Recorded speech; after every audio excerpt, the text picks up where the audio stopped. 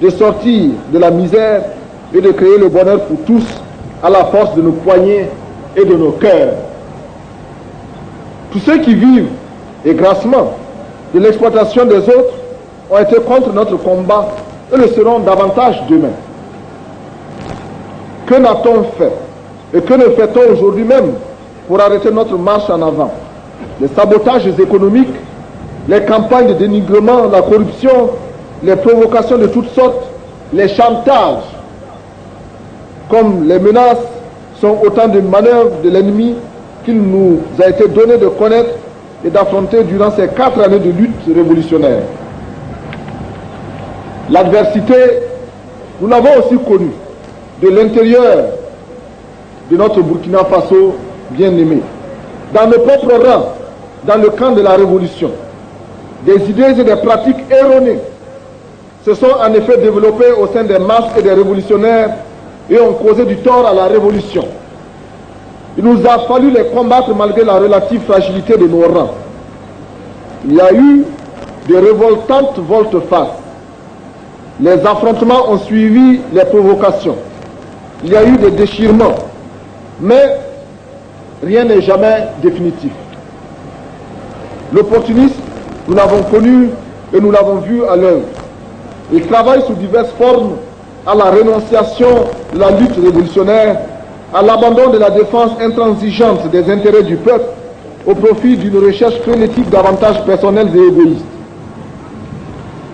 La défense conséquente de notre orientation révolutionnaire nous a imposé de combattre toutes idées ou tout comportement contraire à l'approfondissement de la révolution.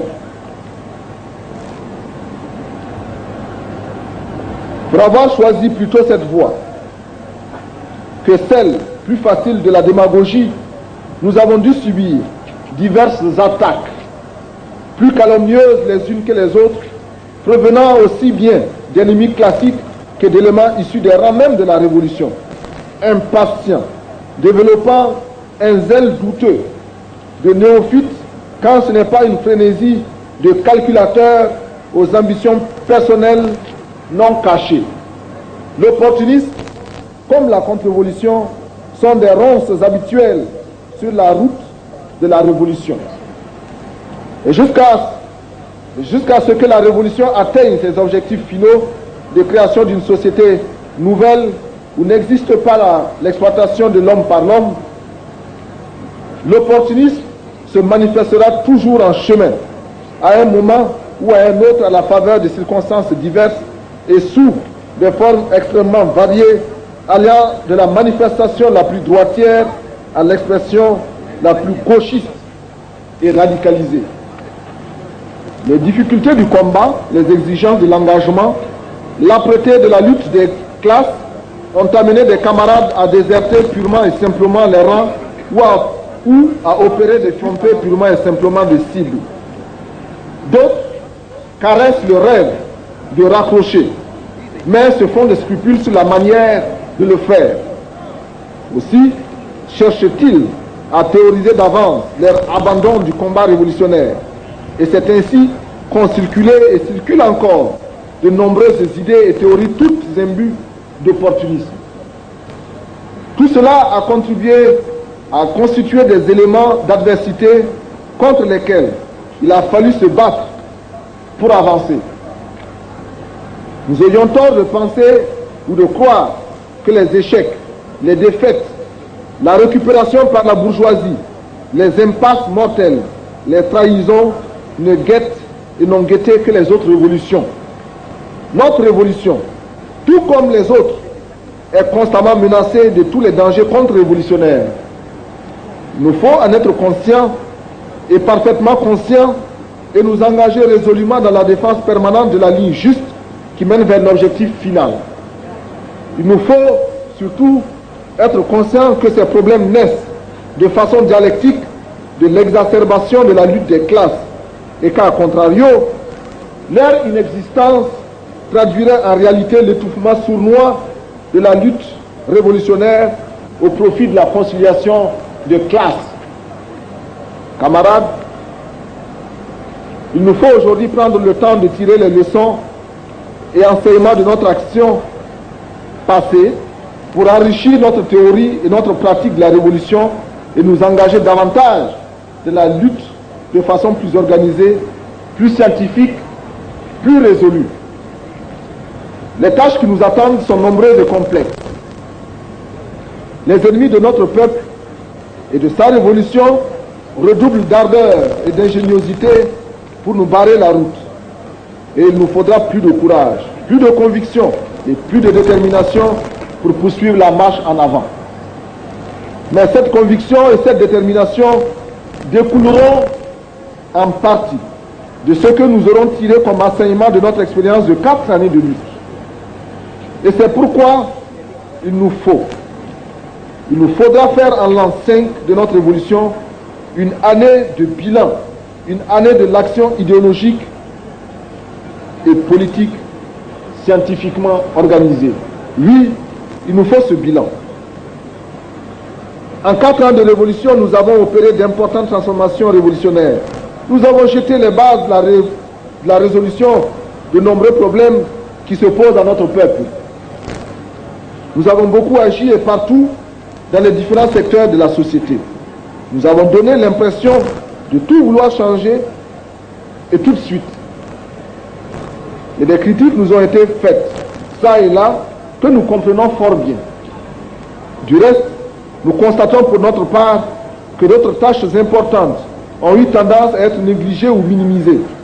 Il nous faudra consacrer plus particulièrement l'an 5 à l'exécution des tâches, de ces tâches-là, qui sont d'ordre idéologique, politique et organisationnel. L'approfondissement de notre évolution et les succès futurs de notre action politique dépendront de la justesse avec laquelle nous aurons résolu dans notre pays les questions organisationnelles et de l'orientation idéologique. La révolution ne saurait se poursuivre et atteindre ses objectifs sans organisation d'avant-garde à même de guider notre peuple dans tous les combats, sur tous les fronts. La construction d'une telle organisation doit requérir désormais beaucoup d'engagement de notre part.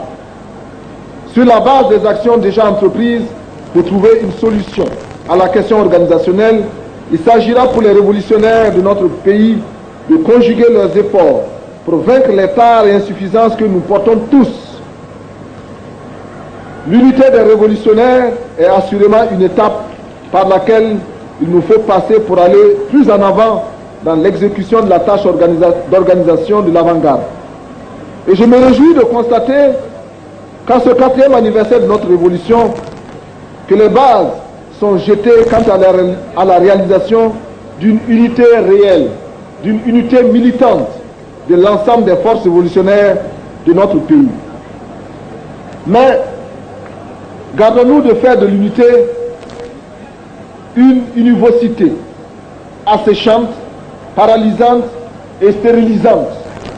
Au contraire, préférons-lui l'expression plurielle, diversifiée et enrichissante de pensées nombreuses, d'actions diverses. Pensées et actions riches de 1000 nuances, toutes tendues courageusement et sincèrement dans l'acceptation de la différence, le respect de la critique et de l'autocritique, vers le seul objectif radieux. Cet objectif qui ne saurait être rien d'autre que le bonheur de notre peuple. Camarades, les tâches idéologiques, politiques et organisationnelles dont nous devons nous acquitter sont de grande importance pour le renforcement de notre évolution, pour soutenir l'adhésion massive et consciente des masses à la politique révolutionnaire que nous continuerons de mener. Il faudra un travail politique et idéologique persévérant et rigoureusement poursuivi pour convaincre les masses et les arracher ainsi à toutes les sortes de conceptions moyenâgeuses qui freinent leur engagement total dans l'œuvre d'édification de la société nouvelle. Si la révolution est répression des exploiteurs, des ennemis, elle ne peut être pour les masses que persuasion pour un engagement conscient et déterminé. Ces tâches idéologiques et politiques de notre révolution sont le devoir de tous les révolutionnaires, de la direction politique d'abord, La direction politique de notre révolution devra se renforcer et gagner davantage en efficacité et en rigueur dans l'exécution de la mission qui est la sienne.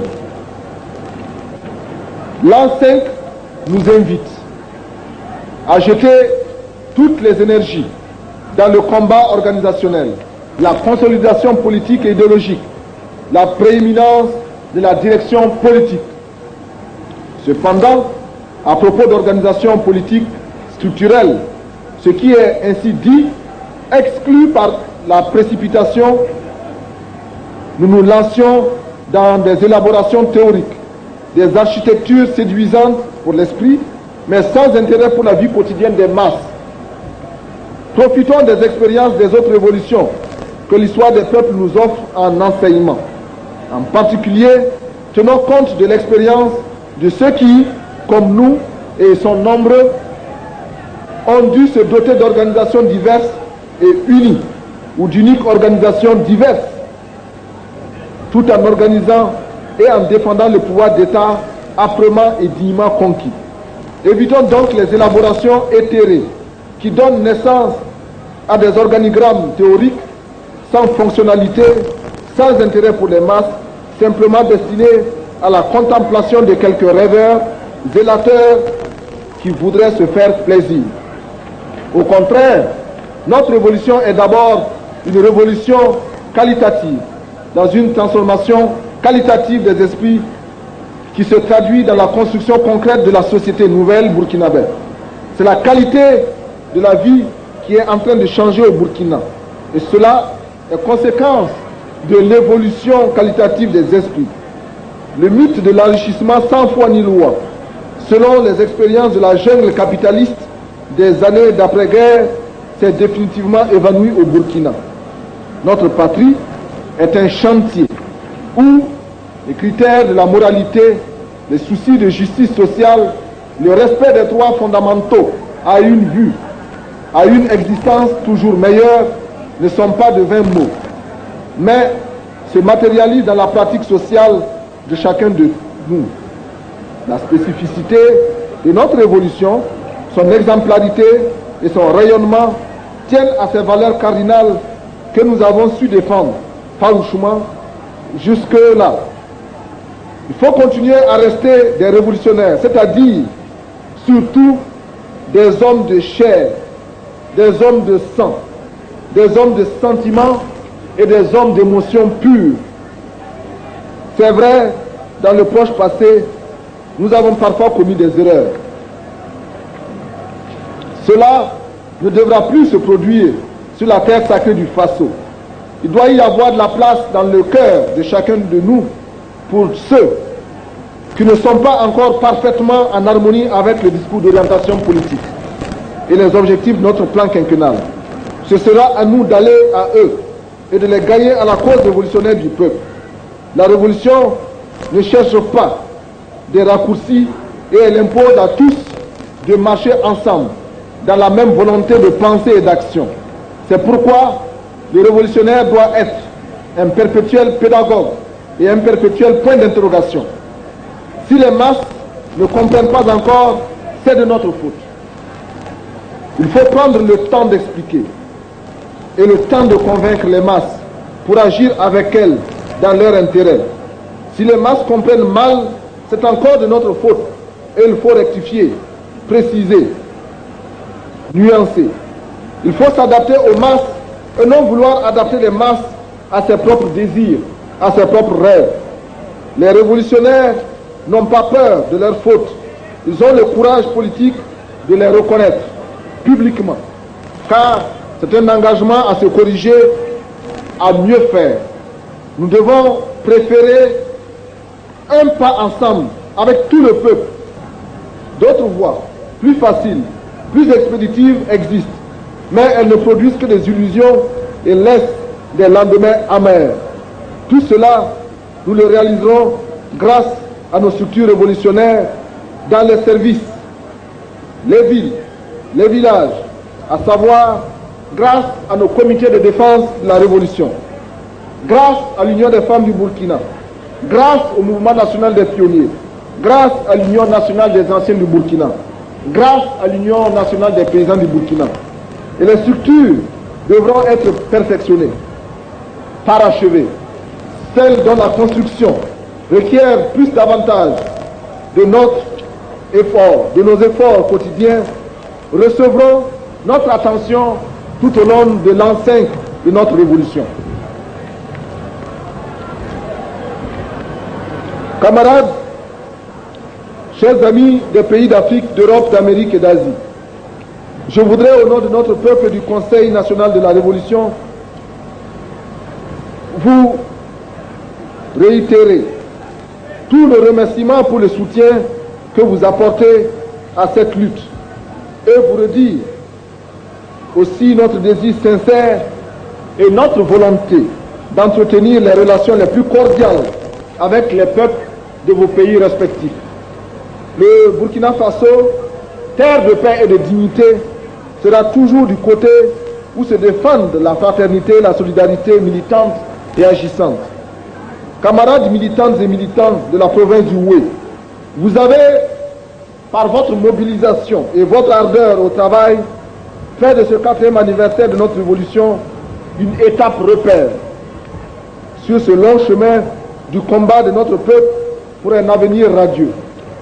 Je vous en félicite et vous encourage à redoubler de vigilance et d'ardeur combattante pour remporter des succès encore plus éclatants. Camarades militantes de la Révolution démocratique et populaire, la révolution n'est ni tristesse, ni amertume. Elle est au contraire enthousiasme et fierté de tout un peuple qui se prend en charge et recouvre ainsi sa dignité.